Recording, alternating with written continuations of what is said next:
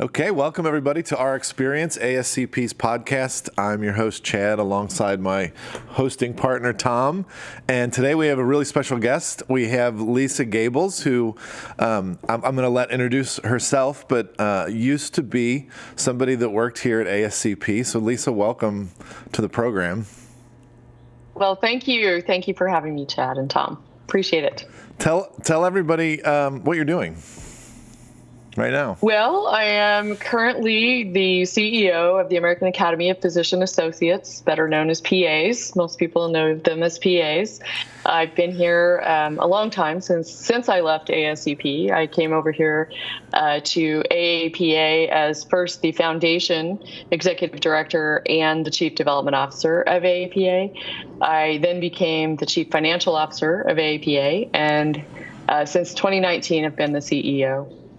So very exciting. We're doing a lot of work here. The profession's growing. It's nice to be able to work with people like you. In addition to that, I'm the founder of Health Force, which is a national movement to improve healthcare workforce in this country. Yeah, we'll get into that a little bit later, but what I want everybody to know that's listening is, the physician assistants, like many practitioners, are constantly in this battle for being able to get reimbursed to do what they do and have opportunity to do what they do, just like we have in pharmacy. So it's great to have friends when you're in this world, and certainly you guys are friends, and we work on these same issues together. So, but let's go back, because you have quite a history. Give us your origin story. How did you get here? Start from the beginning. Well, most people, maybe your listeners don't know this, but I actually am an accountant by training. I'm a CPA, and I started my career at Ernst & Young way back in the 90s, and really got involved in healthcare at that time. I became an auditor and a tax person, doing a lot of hospital work, nursing home work, you name it in healthcare. I was doing it at Ernst & Young. I decided that I didn't like public accounting so much as I needed to get licensed and that sort of thing. But then I really did like healthcare. So after that, I left the practice of public accounting and went into the practice of private accounting in a hospital system. I worked there for quite a while, different hospital systems. I then got into the idea of long-term care through the mechanism of adult day services. So the person that I'd been working with in one of the hospital systems started a company. I can't remember the exact year, but it was back a long time ago, called Active Services. And he hired me to come over and do accounting work and Medicare and Medicaid reimbursement services. And Adult Day is really the first traditional, my professional foray into long-term care, not in the nursing home side, but in the community-based side. And so I worked with them for 5 years and decided at that time also that there was a need for some national recognition of what we were doing in the community, taking care of people in a community-based setting that they could then return to their home. Things like pharmacy management, medication management, things like, rehab services we offered. So it was a full service sort of nursing home equivalent kind of thing. And it made me realize there was something we could be doing differently in the world of care that not many people really understood. So I came to DC for a meeting at the National Council on Aging one day and realized there was a world here in the DC area where I could maybe make a difference. So I actually was offered a job at the National Council on Aging shortly thereafter, after I'd come to the meeting, to be their chief financial officer and chief operating officer. And then I got in to see the other side of how long-term care and aging services work from a more legislative point of view. And I worked for them for 3 years. Then I ran the National Adult Day Services Association Foundation for 5 years after that. And that's when I got a call from a friend of mine at the American Society on Aging saying, there's this little organization over here called ASCP. And I said, well, I don't know what that is. And he said, they really need your help because at the time, ASCP had a foundation, as it does today, and of course the membership side, the one that you're with here, Chad. And he said one thing to me. He said they work in nursing homes predominantly. There's not a lot of community-based service going on right now. So this was a long time ago. This was in 2005. And I said, what do you mean they don't know about community-based services? And, first of all, I didn't know what a consultant pharmacist was, I have to say. So he explained it, and I said, oh, well, I need to talk to them. So I talked to, at the time, Maud Babington.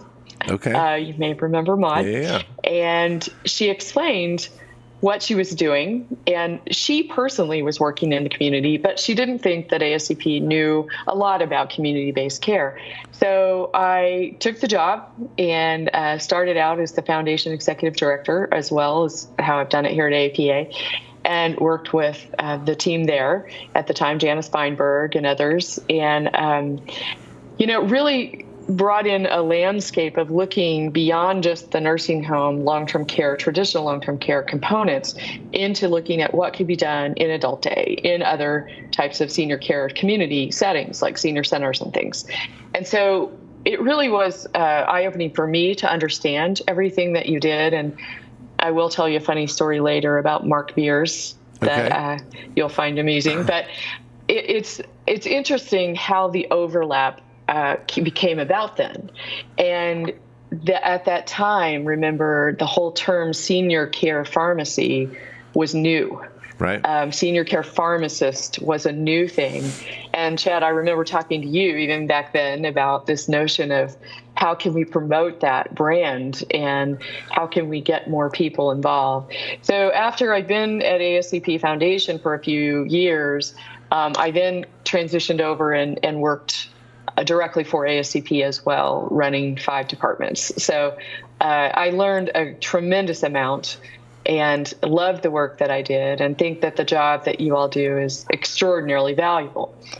And to your point about not being recognized enough or reimbursed enough is certainly a fight that we here at APA know well, and certainly am aware of that you fight too. Well, I didn't know. That's how I got here. That's awesome. I did not know a lot of that detail about your history. It's funny to think about, 20 years ago, you working in adult day services and thinking how, 20 years later, we're still struggling with how do we do that? How do we help people age in place? We have these structures like nursing homes, which are fine, like we need them. But ultimately, I've never met anybody that wishes for the time they get to spend in the nursing home. They all want to be at home, and they need services to stay there. And adult day. So was adult day, when you were doing it, was that a precursor to PACE? Was PACE around then? PACE was around first. Okay. PACE started in the 70s. Okay. And evolved over time. And adult day was born sort of out of PACE. Yeah. It's slightly different than the PACE model. There are social adult day cares, meaning no medical services provided, and there are medical service adult days, and that's the business we were in. We grew very fast. We started out with, I think when I started with the company, we had 3 facilities, and we grew to 35 facilities in 5 years across the country. Later, Active Services merged with the other large player, and now they're called Active Day. It's still around. The weird thing, though, Chad, is that Medicare still does not pay. Right. After all these years. And when you think about the cost of a nursing home bed and the care given in a nursing home, in most states, adult day is a third of the cost of nursing home care. Yeah. And yet delivering the same quality and level of care, acuity of care. So it is a tremendous missed opportunity. I, way back then, fought hard at CMS for recognition. I brought Medicare and Medicaid together, and it's not even paid for under traditional Medicaid. It's a Medicaid waiver, mostly. Yeah. And I know they still fight that battle there. So it is a problem. You're right. And as well as I do, nursing home beds are hard to find. Yeah. Moratoriums in many states and have been for 25 years. Right. So most recently, my mother being in a nursing home after a fall in the skilled side, I got a firsthand experience of what this is like, not just from my work experience, but from my personal experience. And let me just tell you, I got in all the years I've worked in this business, there are things I did not know that I now know. So it's really something it's part of why Health Force is around, because we've got this aging population boom, as you know, coming on us, 77 million by, in less than 10 years. Yeah. And we don't have capacity to care for what we have today. No, not even close. So it's crazy. And that's why I think it was striking. Like 20 years ago, people are saying, okay, this is something we need. We need adult daycare. We have sort of an evolving pace. We're building assisted living centers that are very broad in terms of, what they are. They could be an 8-bed communal setting. They could be a 120-bed memory care center that looks like a nursing home, but is still designated as assisted living. And the CMS and the government have sort of stood outside that and kind of watched it, not really applying any resources to it. So for people that generally end up in nursing homes, they're generally dual eligible. They're Medicaid. They've exhausted their resources. If you're on the front end of that, your options are live at home and try to cobble together services, or go to a nursing home. If you happen to have any wealth, then maybe you can buy your way into an adult daycare, or you can buy your way into an assisted living. But there's this huge gap, and we could see it 20 years ago. We're still struggling. It's frustrating, and I don't want to spend all the time on that, but it's interesting to hear that. It's true. History. Yeah. Well, why do you think that is? I mean, obviously all of us in the industry see it, but it's not like the United States government isn't aware that we're having this silver tsunami and the baby boomer generation is growing dramatically, and there is no destination for them. I mean, why do you think that there's more of a reactive mentality than there is potentially proactive? And proactive, yeah. That's an interesting question, one I've pondered for a long, long time. I've been in this business for a long time. I've talked to experts in the aging field a long time about why. The answer to your question, I think, the simple answer is most congressmen don't ever have to deal with this problem directly with their own families, maybe sometimes, but they're not aware of the complexity of how to get long-term care, truly, how to pay for long-term care. It is eye-opening when you think about, to your point about dual eligibles. My mother was not a dual eligible. She did have good insurance coverage, but I will tell you this. The nursing home administrator who I met the first day she was there said, had she not had the insurance she has, we would have had to discharge her in 14 days, regardless of her condition. You're on your own. Yeah. Figure it out.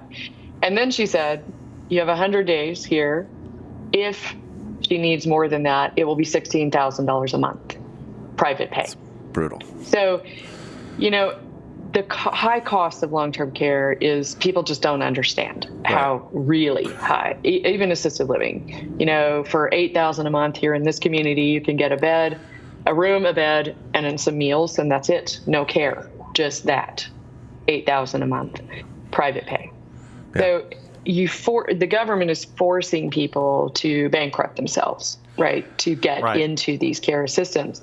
I think it's that it's so complex, honestly.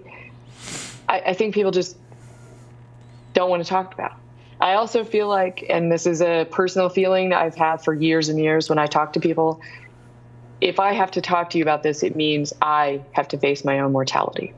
Yeah. I don't want to do that. That's scary.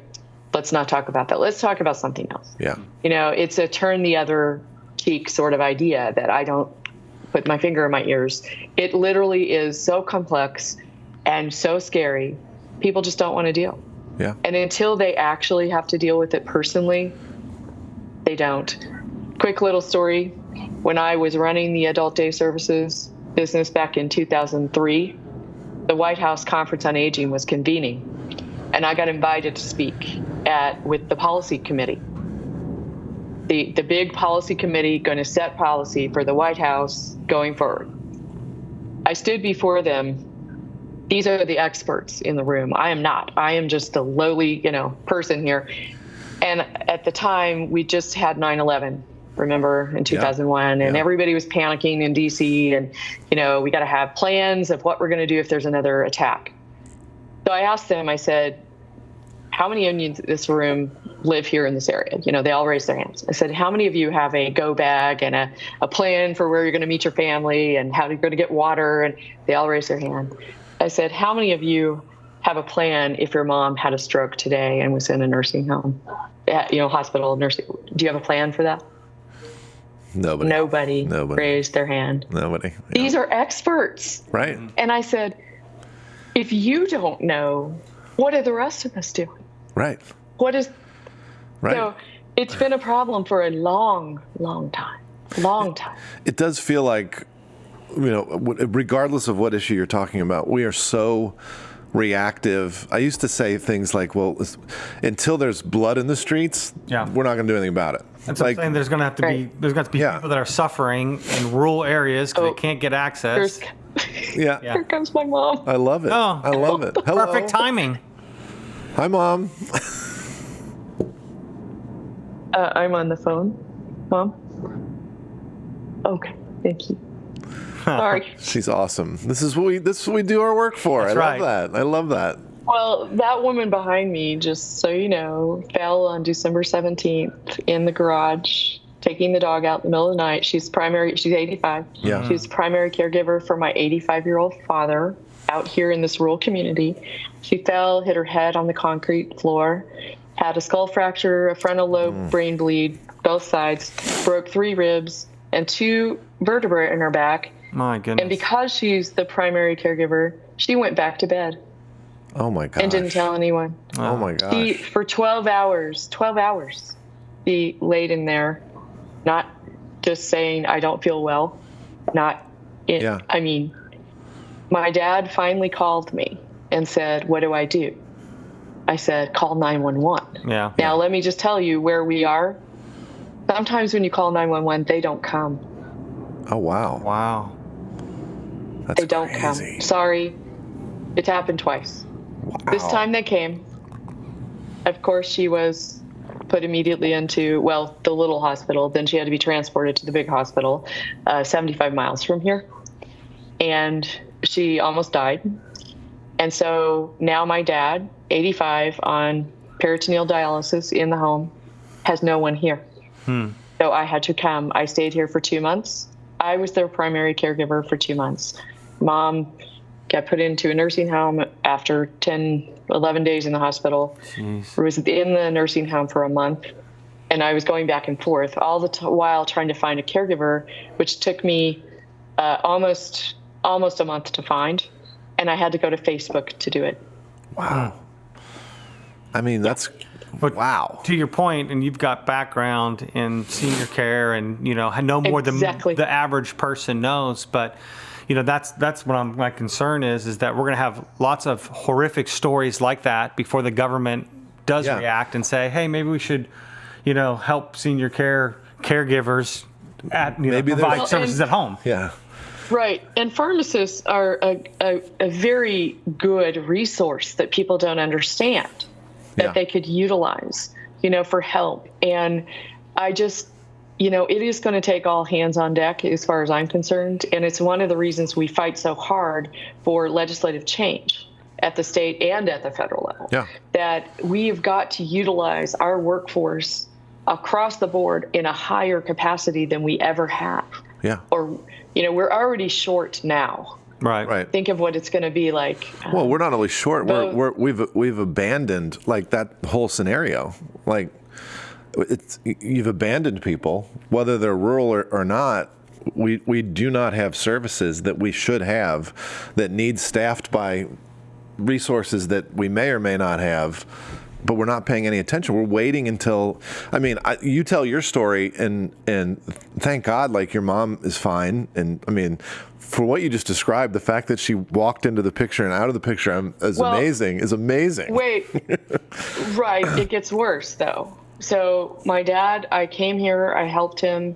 He had a terminal diagnosis of cancer in addition to all the other problems like AFib and congestive heart failure. So I was managing that and working here in this room every day. because I can't abandon my job, right? Like no one else, no one can do that. So I'm managing all of this.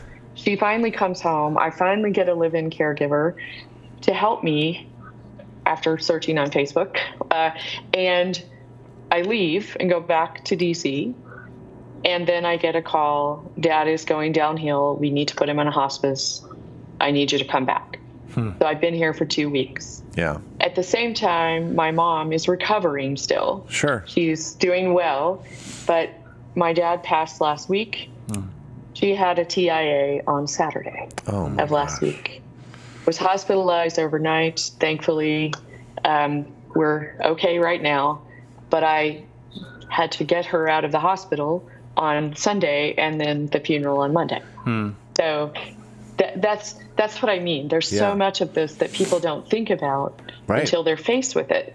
And frankly, I do wish congressmen would have this experience so they would understand how hard this is and how much goes into thinking about caregiving and all the resources we have at our disposal, like pharmacists, like PAs, like nurse practitioners, that we're not utilizing properly. Right. Yeah. And uniquely, you had a job that you could continue your job remotely, and many Americans obviously don't have that opportunity. So. Correct. Well, that's I think back to the Gene Hackman story. There's like 7 days or something that they. Here's somebody, obviously ultimately wealthy. I don't know what his family's children's situation is, but what happened to them? Does it take celebrity style events for people to say, "Wow"? How did that happen? His wife had an illness, fell, hit her head, died. He maneuvered around for 9 days because he's got advanced dementia and eventually died. Maybe he wasn't feeding himself. The dog died. These are real situations. And do we have to have this? Again, it comes all the way back to, is this what we have to have before we're like, oh, no, you're right, we should take some action because this is happening all over the place. Why does it take that? It's awful. Right. And, the other thing that people don't realize for years and years and years, elder abuse is a thing. Yeah. We don't hear about it in the news. We hear about child abuse. And it does take a celebrity event in a situation like that with Gene Hackman, unfortunately, to maybe get a few people's attention.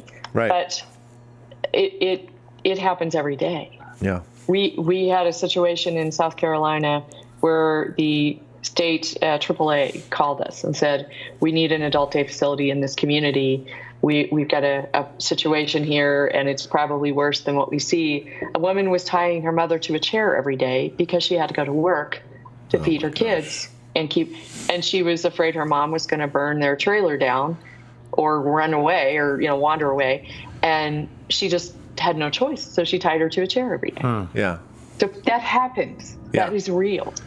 And there's so much to that. There's so much to that story. On one hand, that's abuse. But on the other hand, you're putting somebody in a position that they have no way out. Yeah.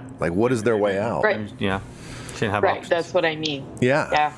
So it's a sad situation, and I really wish we could get a champion on the Hill to see this. It's all connected. It's a situation where if we don't, not only do we change the laws now, but we also have to encourage young people to want to go into healthcare professions. Yeah. Because the population, when you look at the Census Bureau predictions and what's happening right now with the population of the United States, the workforce, the under 18 is going down. People under 18 is going down at a time when the over 65, over 75, over 85 is dramatically increasing. Yeah. So we're going to be in trouble. Right. We're already in trouble, but 10, 20 years from now, it is going to be desperate situation. Yeah. Desperate. And frankly, I think COVID helped us in a way, in the sense of it raised awareness of shortages to some extent. Yeah. Seeing the TV with the lines outside the hospital into the parking lot to get into the emergency room, raised awareness for some that otherwise would not have understood. But for years, how many times have we seen emergency rooms where the gurneys are in the hallway, stacked up? And the people that get left, I personally have witnessed this. I was in an ER once in Chicago, and the older gentleman next to me got no attention for like 8 hours, none. I had to call a nurse over and say, look, this man has had nothing to drink. He has not been asked if he needs anything, if he needs to use the restroom, nothing. Yeah. You're ignoring him because he's older. Yeah. He had no family there. He's by himself. So there's so many problems. Yeah. And, we've got to change the law. We do. We've got to change it. We've got to incentivize people by reimbursing them more. We've got to get them to the top of their training and education, practicing where they can, giving them opportunities to see people in the community, in facilities, wherever it's necessary. And we've got to incentivize young kids to think about healthcare careers. Yeah. Today, if you ask a child age 5 if they know what a pharmacist is, they're not going to know. No. Well, let's talk about that. Let's talk about PAs. I think there's lots of questions that I have on NPs, PAs, the pharmacist role. And we've all seen the deterioration of primary care and the gap that's been created. Talk about, what your work is right now. What are you fighting for? Where do PAs sit in this, and how can we all help move this forward? Because I think we all know we don't have a quarterback anymore. There's no quarterback for primary care. It used to be a family doctor. That's not a fun thing to do anymore. We don't have physicians getting reimbursed to do that work. And now you have this giant gap, and we're all trying to figure out how do we fill it because we recognize how important it is. Right.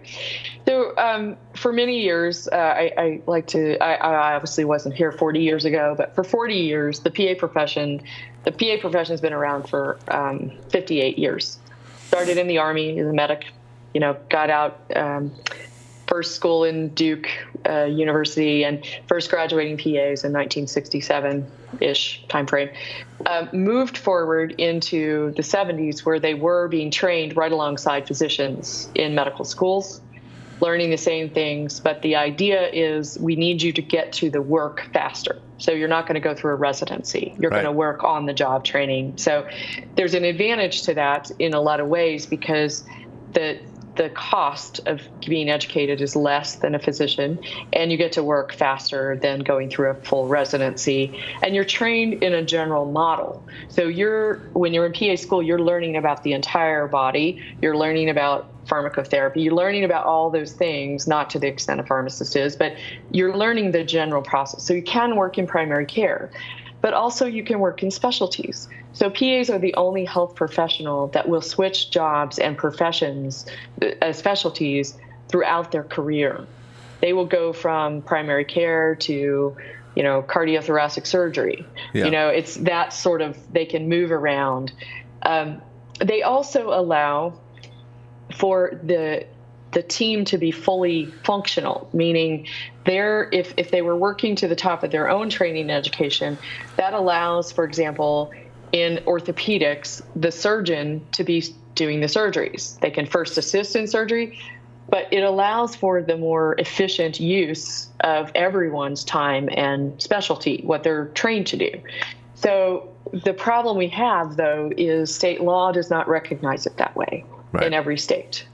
They have these artificial barriers that are antiquated, like things like you must be within so many miles of your supervising physician. Well, we do have telephones and computers and those sorts of things today. Right. So do I really need to be in the same building as my, quote, supervising physician? And what does that even mean? Way back, it might have meant something, but supervising physician today is just a terminology thing. It's not that the PA's in the room with the physician standing over their shoulder. That's not a good use of anyone's time. So that's an antiquated term, and one we'd like to get rid of. Our goal at APA is to change state law, because most of their healthcare regulation for PAs is at the state level, to be able to practice at the top of their own education and training, not someone else's, their own. And how do we replicate that model across other professions like pharmacy, like NPs, like midwives like nurse anesthetist, whoever, to bring everyone up to a level where they can practice and free up the physician to do what they need to do. Right. And it's just, I've always thought way back in my years of working with state reimbursement policy and state legislative policy that it's a fiefdom almost. Yeah. Every state wants to be different. And I'm like, why? That is so inefficient. Right. Well, and I feel like it comes back to that. I don't want to pick on, well, I do, like that AMA sort of fiefdom mentality. Yes. Like, we're going to protect this now. Like, we're losing the battle, maybe the battle of words and the debate, but we're going to fight it now in every single state so that we have 47 states we're holding on to. Now we have 40 states. Like, they're just holding on to it in every little jurisdiction as if it's some sort of turf. So yeah, it makes no sense. I mean, it certainly seems like that. But what do you find is the biggest resistance to what you guys want to get accomplished? Yeah. Is it simply just associations, medical associations that are really pushing back? Is that the biggest roadblock? That is our biggest roadblock. It's the state medical associations, state AMA chapters that really push. And it's interesting to me because they will quote things like patient safety and that sort of thing, which is really kind of ridiculous because there's no evidence to that. And we have evidence to the contrary. Right. We just did a physician survey. In fact, we just did a national physician survey, and we have results you can look at to find out what physicians really think about PAs and other practitioners. And they don't agree with the AMA. No, they don't. They're, so the AMA, it's a power play. It's a turf war, which really, if you think about it, makes no sense because there are more jobs to go around than we can possibly fill. Right. Yeah. Well, if it's about money. Yeah. As well. Yeah. So I don't understand the argument. I really don't. I've tried to talk to them. They won't respond when I reach out. They refuse. We've written letters to them. They sent a letter back that was basically the same old story. We don't believe PAs are safe, that sort of thing. And I don't get it. I don't. And people, the consumer, we did a Harris Poll survey a couple of years ago asking the public what they think about healthcare. They are fed up with not being able to get appointments. Right. They can't get the care they need. So hence the need for, everyone to step in. And so it's just, they're not facing reality. And I kind of we AAPA have made a decision that we are just going to keep moving forward without them. We are going to keep fighting our battle and not worrying about what they say or do. We can't change that. I don't care anymore. We're here for the patient. We're here to make people better. That's what we're here for. Yeah. Right. We're not here to fight with someone else. That's the biggest downside is that the action that the AMA takes hurts patient care. It hurts people. Yes. Like this protecting of your turf and leaving these giant gaps and this abandonment in certain places where people can't get care is hurting people. Well, we had that experience during COVID. We were on the Hill yesterday talking to a lot of different congressmen and senators, and our message, one of our message was, hey, you remember during COVID when all of a sudden there was this big flu breakout? If it wasn't for pharmacists giving vaccinations all across America would have been in trouble. They agree. Mm-hmm. All we want to do is to be able to continue doing that. We just want to bill for that service. Right. We're not trying to be providers. We're not trying to prescribe and diagnose. We just want to be able to these basic functions, and that's really kind of that message. And some of them were, that makes sense, it totally makes sense. But the ones that maybe had, more of a physician liking or more leaning towards their physicians, they're like, well, that's going to be a problem. And they couldn't explain why, other than the fact that we just want to keep everything. Yeah. It's frustrating. Well, another thing, it is, but there is a solution, and I'll tell you what it was. It happened. We had a solution back during COVID. Yeah. Governors issued executive orders to relieve those barriers across every state, and it played into the national level. Yeah. When you became able to get a vaccine. Yeah. And then all of a sudden, and by the way, we worked for 40 years to get that done. They did it in 7 days. Right. Yeah. Right. Yeah. Across the country. Okay. So it makes me think we're doing something wrong. We've got to get a different strategy here. But if, a year and a half passes and then all of a sudden these executive orders expire, and now we're right back to where we were. That's right. Yep. So I said, why? We didn't have significant problems during that time. We, in fact, helped the situation. So why are people resistant? Like you just said, well, that's going to be a problem. Well, why is that going to be a problem? We did it. Everybody did it. We proved it. Yep. What is the problem? It wasn't unsafe. It was safe. So, So a few states remained. They left it the way it was, but not enough. Yeah. And I really don't understand how the medical lobby is so strong that they were able to reverse and take us backwards. Yeah. I don't get it. And I think it's unfair, and I think it's short-sighted on their part, all for this kingdom building turf war thing that they think they're doing, which makes no sense. Right. And your mom and dad, for example, where they live at, my guess is there's a pharmacy closer than where their hospital's at. And they could at least get their vaccines and a few care needs. Well, I will tell you this. There is a pharmacy here, and 3 days last week, they were not open because they don't have a pharmacist. Oh, wow. Yep. Wow. It's a struggle. So, yeah, it is. Yep. What I really like about one of the things you said was we're going to move forward. I thought this in the pharmacy association space for a long time also, and tried to push that amongst the pharmacy association was we have to just, out game the AMA. Like, we have to start ignoring it. We have to start to be more aggressive. Yeah. Like, we don't care what you think anymore. We've demonstrated these things. We've got to push this forward. We have, of the doctors caucus, I think the majority of them support things like we talk about with regard to scope and what pharmacists and other providers can do. We just got to push. Or we're being too nice. We're being too nice. I will tell you, I'll tell you the strategy that Health Force has created is one that puts people outside of provider organizations in the front of the argument. Yeah. So, the traditional way of doing this for you and I is to go representing our organizations on the Hill with our, requests for change. I have decided that in the Health Force capacity, we need to band together as groups, and we need to take the approach of having somebody else making our argument for us that has more power than the AMA. Yeah. So we have commandeered partnerships with organizations like companies like Amazon, Kroger Health, CVS Health. Yeah. We're looking to financial institutions like JP Morgan Chase. We're looking to rural companies that support rural America like John Deere and Caterpillar.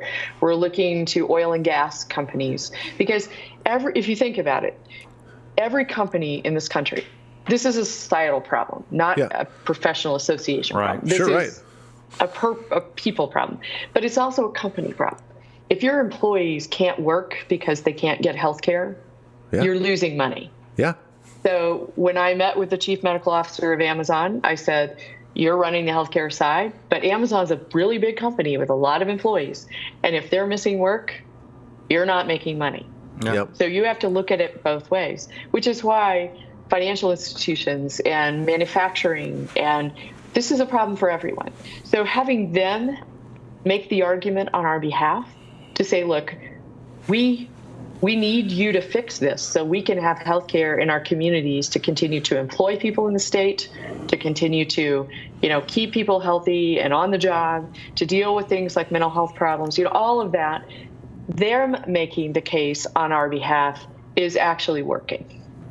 So, Chad, I think this is where, and Tom, where we can work together to build a bigger strategy that encompasses all of us, and it will outstrip the AMA's power. Yeah. That is what we need to do, and we're doing it. Brilliant. I love it. So it's amazing. Yeah. I agree. I welcome your participation in all that, and want your voice there for sure. because it's bigger than all of us. It really is. Yeah. And it's past time for us to do something about this. So, Absolutely. yeah, that's one of the health force strategies. So it's awesome. Yeah. It's awesome. It's been great. Oh my gosh. Yeah. This has been a great podcast. Well, can I tell you my Mark Beers story? Oh yeah. Tell it. real Yeah. quick? Yeah. So I did not know who I knew Mark Beers from NCOA days. Okay. He was on the board and on my finance committee as the CFO. I did not know who Mark Beers was. Okay, I just knew him as Mark Beers on my finance committee. I came to ASCP and I kept hearing this thing called the Beers criteria. Yeah. And I had no idea what that meant. And one day I was talking to him before he passed, and I said, Mark, do you have anything to do with this Beers criteria thing? And he started laughing at me. He said, yes, that's me. I had no idea. I wrote years, it on a napkin at a bar. Right. That's how it all started. To this day, he passed a couple of years after that, but I really thought that was hysterical that all of that time I was very intrigued by this idea that there were, anticholinergic burden and all these things, big words I learned. And he had created all of this. And I just call him up to talk about financial things. Right. Anyway. That's awesome. Very funny story. Yeah. So nice guy. Loved him. Yeah. Well, we really appreciate you being on. What a great day we had just talking about some of these things, and we're certainly all in. Love the concept of health force. Happy to participate in health force. We have a responsibility to this generation to make sure that they have access to care. That's right. And we've got to be doing these things before it's blood in the streets, before it's so obvious. We've got to get out front. So this is a great conversation. Thanks so much for being on. Well, thank you all for having me. I do appreciate it. Yeah. Any last words, Tom? No, I think we're on the same page. We're going to fight the good fight together. So it's exciting. Good. All right. Excellent. Well, thank you, Lisa. All right. And everybody, we'll see you next time on Our Experience.